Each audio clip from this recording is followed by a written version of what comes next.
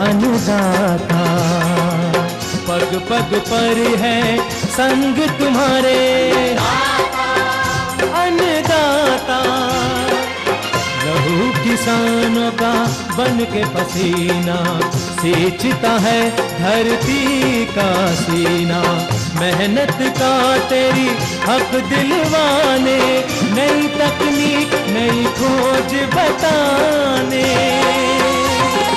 पशुधन को गुणवान बनाना, पौध सुरक्षा को सिखलाना, खेती के सब गुर समझाने, भारत का सरताज बनाने।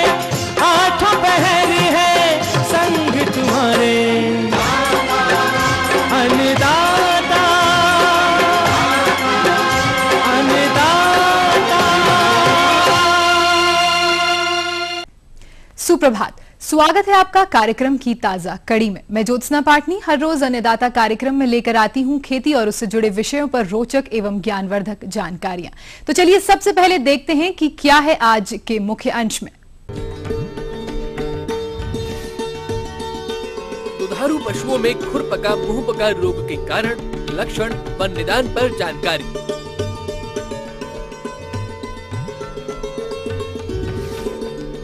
चना की फसल में समसामयिक कार्य।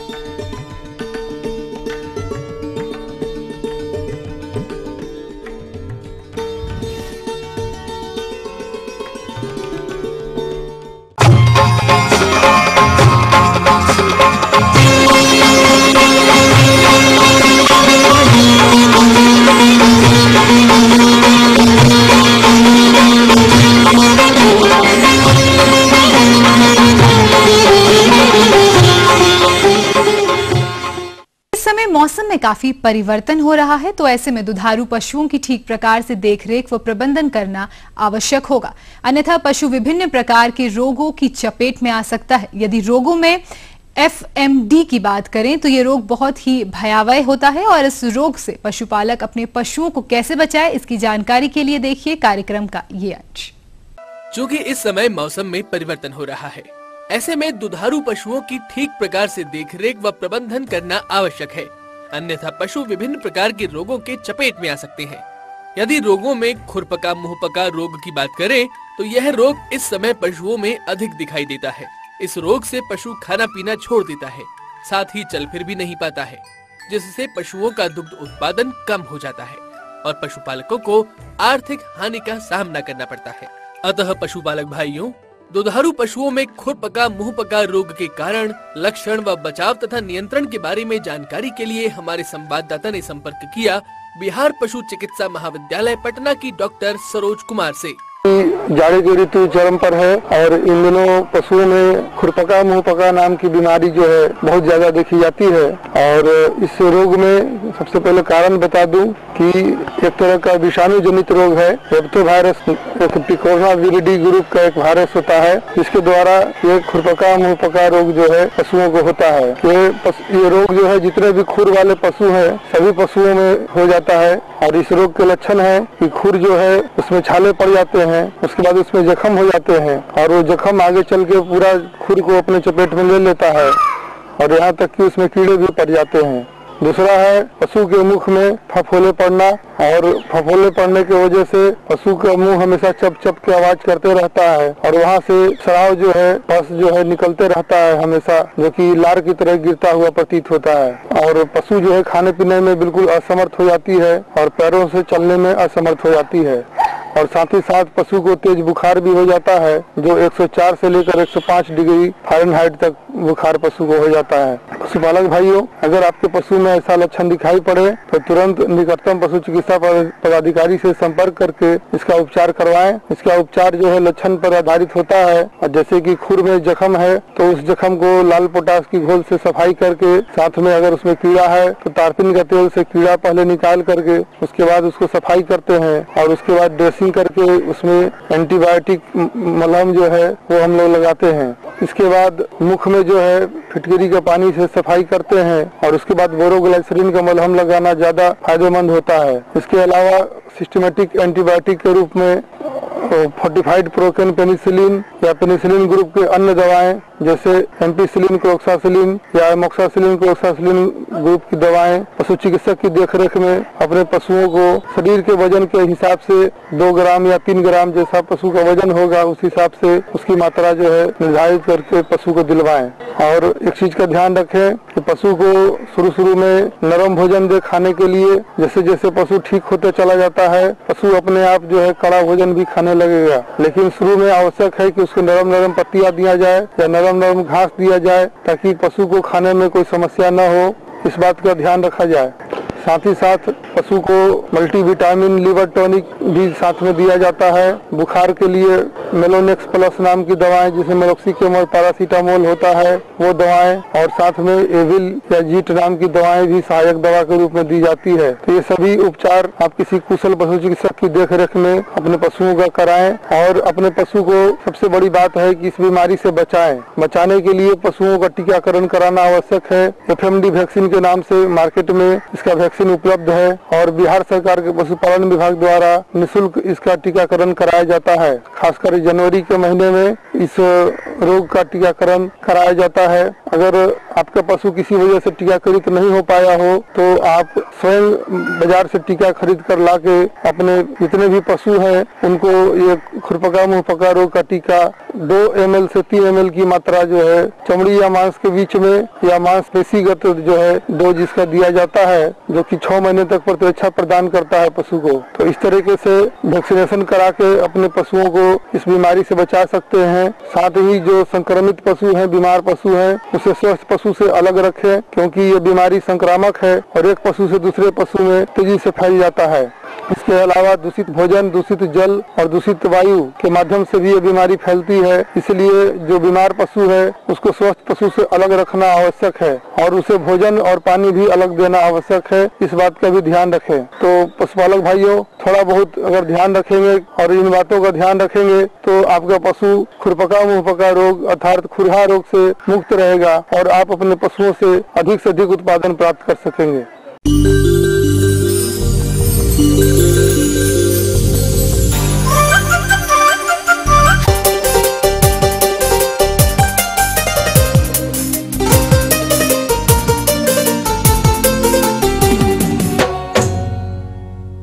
जिन किसानों ने चने की बुआई समय से की होगी उनकी फसल बढ़वार की विभिन्न अवस्थाओं पर होगी और इस फसल से अधिकतम उपज लेने के लिए कौन कौन से समसामयिक कार्यों को किया जाना चाहिए, देखिए कार्यक्रम की इस प्रस्तुति के माध्यम से। दलहनी फसलों के अंतर्गत चने की खेती प्रदेश के टाल एवं दियारा क्षेत्रों में काफी व्यापक क्षेत्रफल पर की जाती है। अतः जिन किसान भाइयों ने इसकी बुआई कर दी होगी वो बढ़वार की अवस्था पर होगी और इस फसल से अच्छा उत्पादन लेने के लिए इसमें समय समय पर की जाने वाली शस्य क्रियाओं जैसे खरपतवार प्रबंधन, पौधों की खुटाई, सिंचाई, उर्वरक एवं पौध सुरक्षा उपाय आदि को करना आवश्यक होता है। इन क्रियाओं पर लापरवाही करने से फसल प्रारंभ से ही कमजोर होकर शीघ्र ही विभिन्न कीट एवं रोग व्याधियों की चपेट में आ जाती है, जो कि आगे चलकर कम एवं निम्न गुणवत्ता युक्त उपज का कारण बनते हैं। तो किसान भाइयों, चने की फसल में बढ़वार की अवस्था पर कौन कौन सी शल्य क्रियाओं को अमल में लाया जाए? प्रदेश में सिंचित व असिंचित दोनों दशा में चने की बुआई का कार्य लगभग संपन्न हो चुका है और चना की फसलें इस समय 25 से लेकर 50 दिनों की विभिन्न अवस्थाओं पर है। तो किसान भाइयों, चना की फसल से आशातीत उपज लेने के लिए फसल का उचित वृद्धि विकास आवश्यक है, जिसके लिए निराई गुड़ाई, सिंचाई, पोषक तत्व प्रबंधन तथा फसल सुरक्षा पर उचित ध्यान देने की आवश्यकता होती है। तो पहले हम चर्चा करते हैं खरपतवार प्रबंधन की, क्योंकि खरपतवार नियंत्रण से खेत में डाले गए खाद एवं उर्वरकों का उपयोग चना के पौधों द्वारा होने से उपज में वृद्धि होती है तथा पौधों में समुचित मात्रा में प्रकाश एवं वायु संचार होता है। तो बुआई के 30 से 35 दिन बाद पहली निराई व गुड़ाई कर खरपतवार नियंत्रण करना चाहिए तथा दूसरी निराई गुड़ाई 60 से 70 दिन बाद करनी चाहिए। चना की फसल में शीर्ष शाखाएं तोड़ना या खूंटाई एक महत्वपूर्ण कार्य है, जिसके लिए जब चना के पौधे लगभग 20 से 25 सेंटीमीटर के हों अथवा पौधों में फूल आने या फली बनने से पहले की अवस्था हो, तब शाखाओं के ऊपरी भाग को तोड़ देना चाहिए।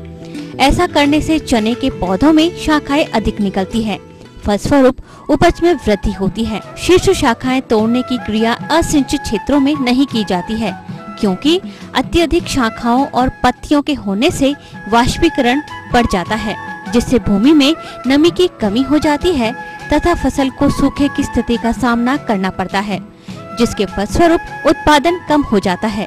प्रायः चना की खेती असिंचित दशा में की जाती है, परंतु अधिक सूखा होने पर यदि पानी की सुविधा हो तो फली बनते समय एक सिंचाई अवश्य करनी चाहिए। सिंचित क्षेत्रों में पहली सिंचाई बुआई के 45 से 60 दिन बाद तथा दूसरी सिंचाई आवश्यकतानुसार फलियों में दाना बनते समय की जानी चाहिए। यदि शरतकालीन वर्षा हो जाए तो दूसरी सिंचाई की आवश्यकता नहीं पड़ती है। फूल आते समय चना की फसल में सिंचाई करने से हानि होती है, अतः फूल आते समय सिंचाई कदापि न करें। पोषक तत्वों के प्रयोग की बात करें तो फली बनते समय 2% यूरिया या DAP का छिड़काव करने से उपज में वृद्धि पाई गई है। अब बात करते हैं चना की फसल में फसल सुरक्षा पर। रोगों में उगता चना की फसल का प्रमुख रोग है। इसमें रोगी पौधों में ऊपर की पत्तियां और टहनियां मुरझा जाती है। धीरे धीरे पौधा मुरझाकर सूख जाता है। पत्तियां बहुधा सूखकर भूसे के रंग की हो जाती है। नए पौधे संक्रमित होने पर गिर जाते हैं। यदि भूमि में नमी हो और वातावरण का तापमान 25 से 30 डिग्री सेंटीग्रेड के आसपास हो, तब यह रोग तेजी से फैलता है। इसके नियंत्रण के लिए जहां तक संभव हो चना की बुआई अक्टूबर माह के अंत में या नवंबर माह के प्रथम सप्ताह में कर देनी चाहिए। गर्मी के मौसम में खेत की गहरी जुताई करनी चाहिए। बुआई से पहले खेत तैयार करते समय खेत में 5 टन प्रति हेक्टेयर की दर से गोबर की खाद डाली जाए तो उगता रोग में कमी आ जाती है। यदि संभव हो तो उन खेतों में जहां यह रोग पाया गया हो वहां 3 वर्षों तक चना की खेती न करें। चना की अलसी या सरसों के साथ मिश्रित खेती करने से भी उगता रोग के प्रकोप में कमी आ जाती है। चना की फसल में शुरुआती अवस्था पर कटवा कीट का प्रकोप होता है और इस कीट का प्रकोप प्रायः उन्हीं क्षेत्रों में देखा जाता है जहां पर बुआई पूर्व बरसात का पानी भरा रहता है। इस कीट की गिडारे चिकनी एवं लिचलिची होती है, जो चने के पौधों को उगते ही रात्रि में जमीन की सतह से काट देती है। इसका आक्रमण पौधे के बड़े होने पर भी जारी रहता है। गिडारे पौधे को काटने के उपरांत थोड़ी दूर खींचकर जमीन में खड़ा गाड़ कर छोड़ देती है। इस प्रकार की बिखरी मुरझाई हुई टहनियों या तनों को देखकर कटवा कीट की उपस्थिति का ज्ञान आसानी से हो जाता है। कटवा कीट के नियंत्रण की बात करें तो जब आपकी फसल में प्रति वर्ग मीटर एक सूंडी दिखाई दे तो उस दशा में क्लोरोपाइरीफॉस की 3 से 4 मिलीलीटर मात्रा का प्रति लीटर पानी में एक घोल बनाकर 10 दिन के अंतराल पर 2 बार छिड़काव करने से कटवा कीट का नियंत्रण हो जाता है। इस प्रकार किसान भाइयों, चने की फसल में आप इन प्रबंधनों को अपनाते हैं तो चने की फसल से आप भरपूर लाभ ले सकते हैं।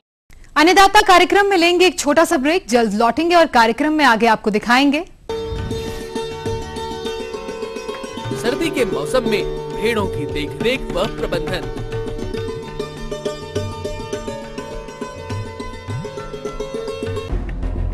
तरक्की की तस्वीर हमारी राजधानी।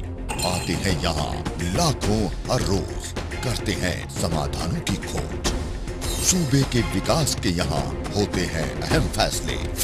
यहाँ के फैशन की चकाचौंध, लग्जरी लाइफस्टाइल के जलवे, होती है जिस पर सबकी नजर। राजधानी की हर छोटी बड़ी खबर पर। राजधानी सोमवार से गुरुवार रात 8 बजे।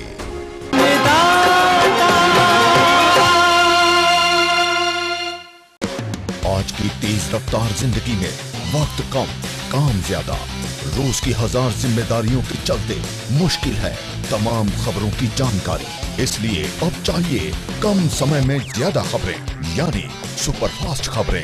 30 मिनट में 150 खबरें, खबरें दनादन। सोमवार से शनिवार दोपहर 3 बजे। ब्रेक के बाद आप सभी दर्शकों को एक बार फिर से अन्नदाता कार्यक्रम में स्वागत है। बढ़ते हैं अगली कड़ी की ओर।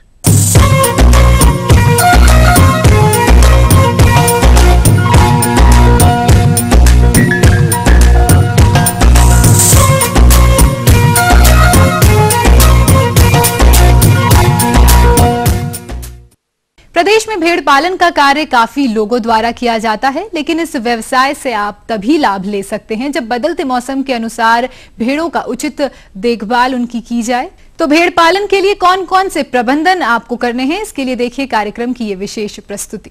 कृषि सह व्यवसायों के अंतर्गत बात करें भेड़ पालन व्यवसाय की, तो लघु व सीमांत कृषक भेड़ पालन व्यवसाय करके लाभ कमाते हैं, परंतु इस व्यवसाय से निरंतर लाभ मिलता रहे, इसके लिए आवश्यक है कि भेड़ों की देखरेख मौसम के अनुसार करें।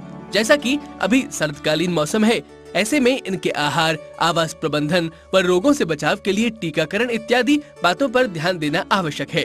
यदि भेड़ पालक इसमें किसी प्रकार की लापरवाही करेंगे तो भेड़ों में विभिन्न समस्याएं आ जाती हैं, जिसका सीधा प्रभाव व्यवसाय से मिलने वाले लाभ पर पड़ता है। अतः भेड़ पालक भाइयों, जाड़े में भेड़ों की देखरेख व प्रबंधन किस प्रकार से करें, इस पर जानकारी देने के लिए हमारे बीच उपस्थित हैं कृषि विज्ञान केंद्र जिला समस्तीपुर के एक विषय विशेषज्ञ डॉक्टर R.K. अस्थाना। वैसे भेड़ों के लिए तो हम लोग उनका प्रबंधन के लिए उनके आहार पर, उनके आवास व्यवस्था पे ध्यान देने की आवश्यकता है। पहले मैं आपसे बात करना चाहूंगा आहार कैसा होना चाहिए उनका। तो भेड़ों को भी अन्य पशुओं की तरह से प्रोटीन, कार्बोहाइड्रेट, वसा, विटामिन्स, खनिज लवण एवं जल की आवश्यकता होती है। तो अगर हम लोग पर्याप्त मात्रा में संतुलित आहार जिसमें ये पांचों पोषक तत्व हों और लगभग 5 लीटर जल प्रतिदिन अगर भेड़ को हम मुहैया कराते हैं तो इससे इनका काफी अच्छा वृद्धि होता है और इनका काफी अच्छा प्रबंधन हो जाता है। और ऊँट की ऊपरी बनावट होती है इस तरह की होती है कि वो काफी निचले स्तर के जो घास होते हैं उनको ये खा लेती है। तो ये वैसे जगह पर भी भेड़ों का पालन कर सकते हैं जहाँ पर अन्य पशु, वैसे चारागाह में भी भेड़ें चलती हैं जहाँ पर अन्य पशु नहीं उन घासों को खा सकते हैं। वहां पर भेड़ें काफी निचले स्तर की घासों को जो काफी छोटी छोटी है उनको भी खा लेती हैं और इनका पेट भर जाता है और इनकी काफी अच्छी उससे वृद्धि होती है। तो हम अतिरिक्त रूप से जब आवश्यकता होता है तभी दाना मिश्रण इत्यादि दलहनी चारे जैसे बरसीम, लूसर्न, लोबिया अगर दें तो इससे काफी अच्छा उनका विकास होता है और वो काफी अच्छा इसको पसंद करते हैं। यदि भेड़ों को हम 10 से 12 घंटा प्रतिदिन चराएं तो उनकी जो दैनिक आहार की आवश्यकता है इससे पूरी की जा सकती है। इसके अलावा गर्भित भेड़ों को चराई के अलावा लगभग 250 ग्राम दाना मिश्रण प्रतिदिन, खास करके जब उनकी गर्भावस्था अंतिम अवस्था में हो तो उस समय देना चाहिए। इसके अलावा अगर चारागाह में पर्याप्त मात्रा में चारा उपलब्ध न हो तो फिर उनको लगभग 150 ग्राम दाना मिश्रण अतिरिक्त रूप से देते हैं तो उससे उनका शरीर की रक्षा हो जाती है। भेड़ों को उत्तम स्वास्थ्य एवं बेहतर प्रजनन के लिए खनिज लवण भी देने की आवश्यकता है और ये कम से कम उन्हें 10 से 15 ग्राम प्रतिदिन देना चाहिए। मैंने बताया जो भेड़ को लिए जो दाना मिश्रण है उसमें मूंगफली या तीसी की खली लगभग 40% रखते हैं, मक्का या गेहूं का दर्रा 40% रखते हैं, चोकर 14% रखते हैं, नमक 2% रखते हैं और मिनरल मिक्सचर जो काफी महत्वपूर्ण है और ये सभी जानवरों के लिए महत्वपूर्ण है, उनके प्रजनन क्षमता के लिए महत्वपूर्ण है, ये उनके स्वास्थ्य के लिए महत्वपूर्ण है, इसकी मात्रा 4% रखते हैं। अगर इस तरह का जब दाना को हम बना लेते हैं और उसको आवश्यकता अनुसार भेड़ों को देते हैं, भोजन पर्याप्त मात्रा में उनको पौष्टिक आहार मिल जाए जिससे वो बच्चे को भी दूध पिला सकें, तो इसके लिए प्रतिदिन लगभग 400 ग्राम दाना मिश्रण और 700 ग्राम लगभग दलहनी सूखा चारा और 1.5 किलोग्राम करीब हरा चारा उनको देना चाहिए। इससे उनके और उनके बच्चों का पोषण हो जाता है। अब जैसे वयस्क नर के लिए, वयस्क नर को भी हरा चारा जैसे कि मक्का हुआ, लोबिया हुआ, जई हुआ या दूब घास जो उनको मिलता है, इसको अगर पर्याप्त मात्रा में ये मिल रहा है तो इससे इनकी जो दैनिक आवश्यकता है उसकी पूर्ति हो जाती है। परंतु यदि पर्याप्त मात्रा में नहीं मिल रहा है तो लगभग 150 से 200 ग्राम अगर हम उनको दाना मिश्रण देते हैं तो उनकी जो दैनिक आवश्यकता है वो उसकी पूरी हो जाएगी। कुछ ऐसी बीमारियां हैं जो इनमें अधिक पाई जाती है, जैसे इंटेरोटॉक्सीमिया, जिसका टीका अगर हम लोग प्रतिवर्ष करवा दें तो इससे इस रोग से हम उनको बचा सकते हैं। इसके लिए लगभग 2.5 ml का टीका आता है, वो इनके त्वचा के नीचे दे दिया जाता है, उससे इनके पूरे साल भर इंटेरोटॉक्सीमिया से इनका बचाव हो जाता है। इसी की तरह से अगर शिप पॉक्स की एक बीमारी है जिससे ये काफी ग्रसित हो जाती है तो इसके लिए 0.5 ml दवा जो आती है उसको हम लोग त्वचा के नीचे दे देते हैं और ये सिर्फ 2 वर्ष पे एक बार देने की आवश्यकता है। इससे उनकी ये इस रोग से भी निदान हो जाती है। तो चूंकि ये ऐसे जानवर हैं जो चलती हैं तो इनको पेट में कीड़े भी हो जाते हैं तो तो उनसे बचाव के लिए इनको वर्ष में 2 से 3 बार अगर हम कीड़ीनाशक दवा दे दें तो इनसे इनके पेट के कीड़े की बचाव हो जाती है। अब इसके अलावा इनका आवास प्रबंधन, भेड़ों के लिए सूखा, ऊंचा एवं पानी नहीं लगने वाले जगह पर आवास इनका बनाना चाहिए। आवास ऐसा होना चाहिए जो सूखा एवं हवादार हो, परंतु तेज हवा, धूप और ठंड से इसका बचाव हो सके। आवास का निर्माण ऐसे होना चाहिए, इस तरह दिशा में होना चाहिए कि अधिकतम छाया बनी रहे, जिससे छायादार जगह रहे, और ये भेड़ छाया ज्यादा पसंद करती हैं। एक भेड़ के लिए लगभग 12 से 15 वर्ग फीट जगह की आवश्यकता है। उसी के अनुसार हम जितनी भेड़ें हमारी फ्लॉक में है उसके अनुसार हम उनका आवास बना सकते हैं।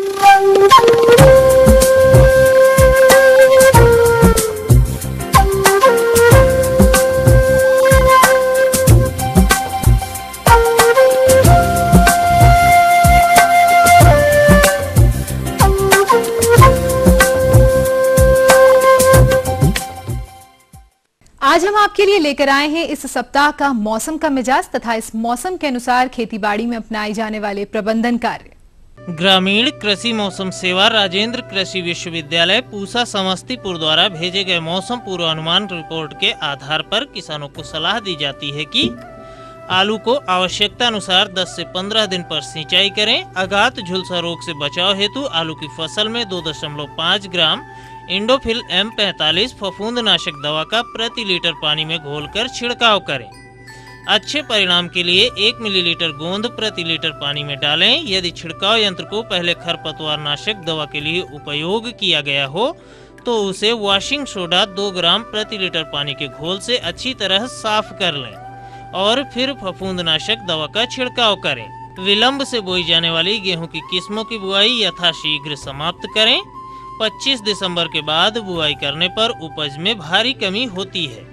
विलंब से बुआई के लिए PBW 373, DBW 14, HP 1744, HD 2643, NW 2036 तथा HW 2045 किस्में इस क्षेत्र के लिए अनुशंसित हैं।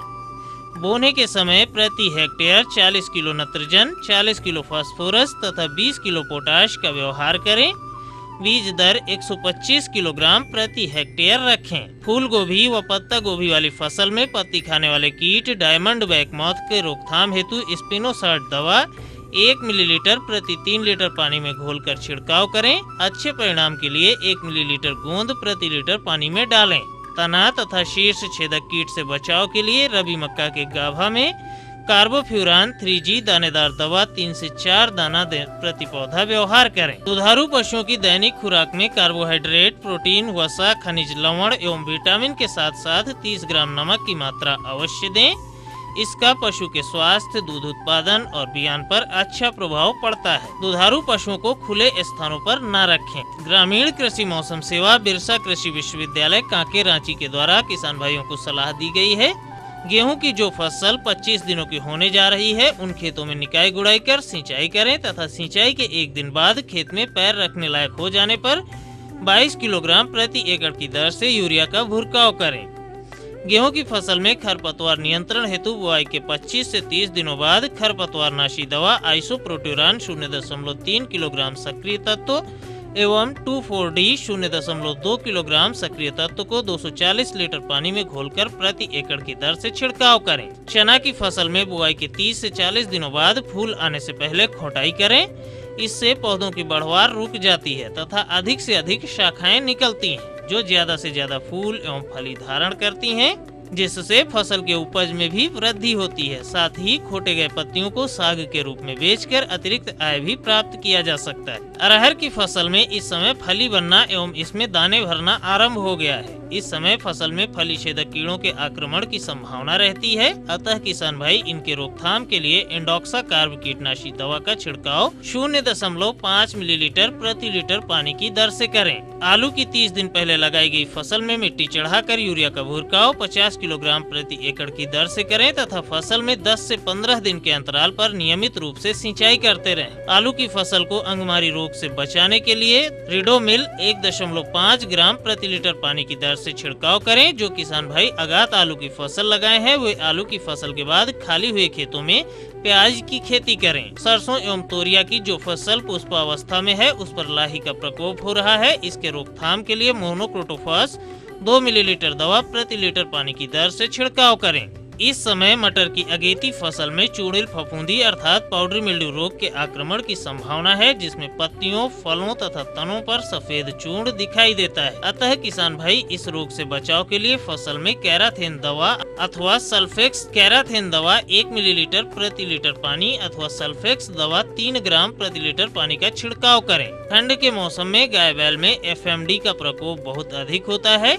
इस रोग से बचाव हेतु पशुओं में टीकाकरण लगवाएं। पालतू पशुओं को ठंड से बचाने के लिए इनके रहने के आसपास आग जलाकर स्थान को गर्म रखें। दरवाजे एवं खिड़कियों में जूट के बोरे के पर्दे लटका दें। साथ ही धूप निकलने के बाद ही पशुओं को बाहर निकालें।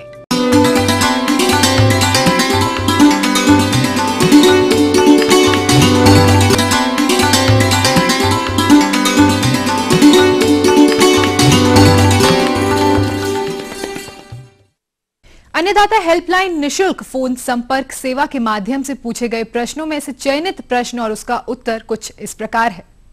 ग्राम दाहूटोली, जिला रांची के कृषक संजीत कुमार, आप अन्नदाता निशुल्क फोन संपर्क सेवा के माध्यम से टमाटर की फसल में पड़ कुंचन रोग के निदान के बारे में जानकारी चाहिए है। तो संजीत कुमार जी, आपकी जानकारी के लिए प्रस्तुत है कार्यक्रम का यह अंश। संजीत जी, जैसा कि आप पूछे, वास्तव में ये एक बीमारी है जिसको हम लोग बोलते हैं इंग्लिश में लीफ कर्ल। लीफ कर्ल बीमारी जो है, ऐसा देखा जाता है, ये एक विषाणु के द्वारा फैलता है। खास करके देखा जाता है वाइट फ्लाई जो वेक्टर होता है उसकी मदद से रोगग्रस्त पौधा से स्वस्थ पौधा में बीमारी फैलता है। और यदि आपके खेत में 5 से 10% तक यह रोग का प्रकोप है तो निश्चित रूप से इस रोग को आप आसानी से रोक सकते हैं।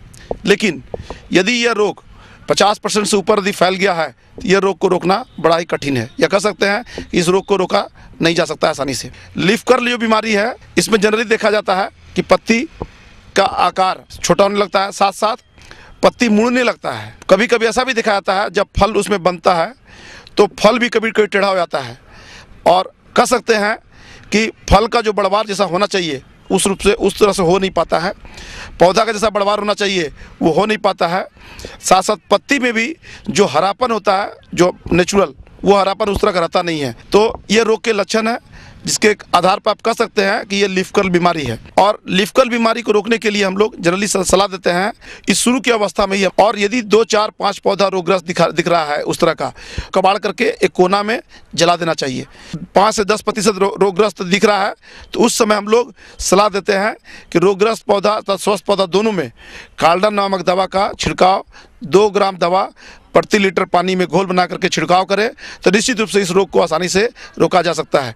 यदि यह दवा मार्केट में उपलब्ध नहीं हो पा रही है तो कुंगफू नामक दवा, कुंगफू 2 मिलीलीटर दवा प्रति लीटर पानी में घोल बना करके छिड़काव करने पर भी लीफ कर्ल बीमारी को आसानी से हम लोग रोक सकते हैं। तो ये दवा का छिड़काव 8 से 10 दिन के अंतराल पर कम से कम 3 से 4 बार करना पड़ेगा। 3 से 4 बार करेंगे निश्चित रूप से कह सकते हैं कि लीफ कर्ल बीमारी आपके खेत में नहीं दिखाई पड़ेगा और आपको अच्छा उपज मिलेगा।